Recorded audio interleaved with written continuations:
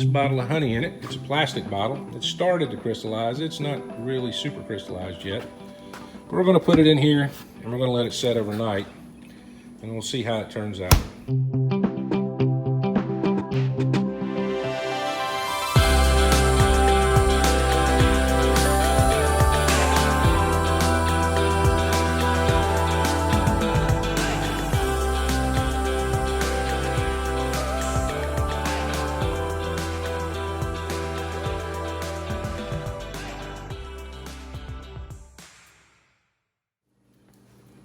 Afternoon, folks. We're out in a bee shop.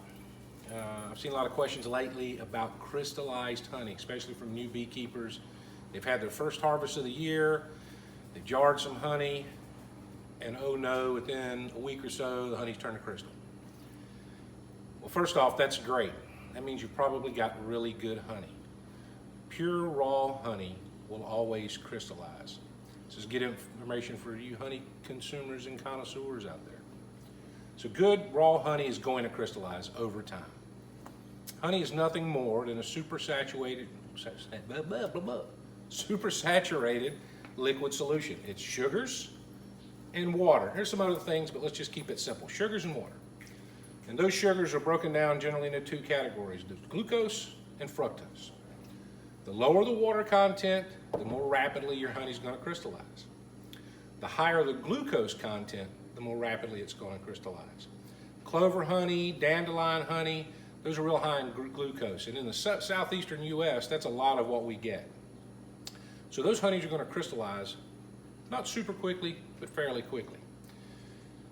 Tupelo, acacia, those plants are going to be higher in fructose. And if that's the nectar source the bees are drawing from, then the honey's going to be higher fructose content. It's going to crystallize much slower than that high in glucose.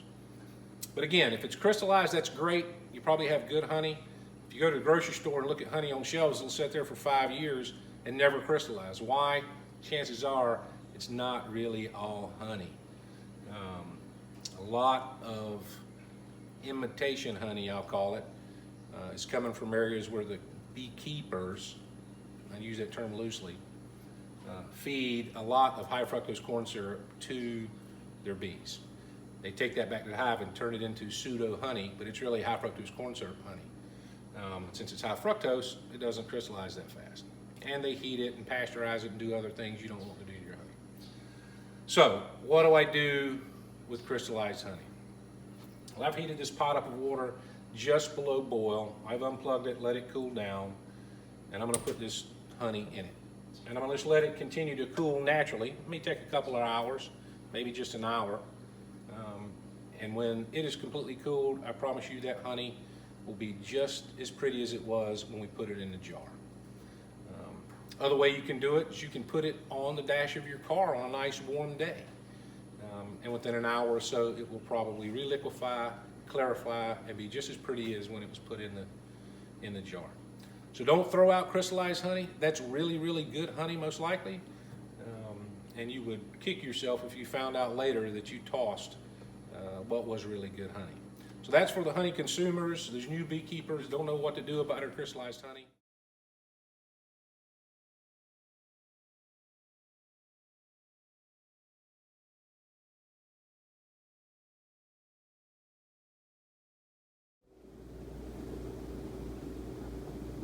Okay, folks, here's your results. I let it probably set in there 2 hours total. And water cooled off completely. By the time it was just still slightly warm by the time I came back. You can see that honey is completely clarified. You can see how easily it flows in the jar. That's it. That honey's just as good as when I put it in the bottle now.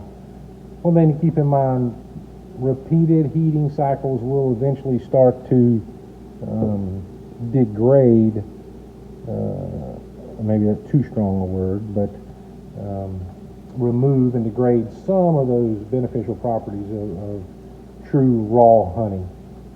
But it should be good enough you're eating it so fast it doesn't really matter anyway. So that's an easy way for you to clarify your honey, reliquefy it if it does crystallize.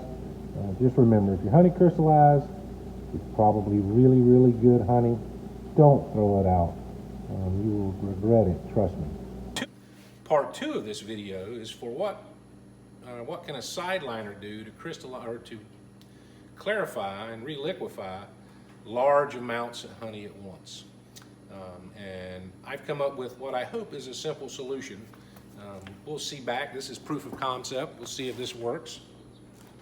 But I had an old freezer here in the shop that had died. It was in my way and I was going to throw it out. And I said, well, self, we can probably repurpose this freezer.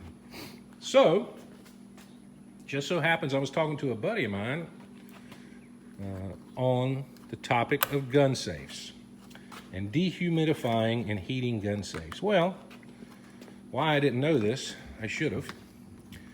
But out there on the market, there are these heating rods that dehumidify and heat gun safes to help keep your guns from rusting. So I said, self, let's buy one of those and put it in that old freezer. So I did that. And I've had it in there for about 24 hours and it's brought the temperature of the internal of this freezer up to about 103. We want to be between 95 and no hotter than 110 degrees to clarify honey. Get it hotter than 110, we start heating it too much and ruining some of those great properties of natural raw honey. So this is at 103 right now. It's at 105 a little bit later, or a little bit earlier rather. So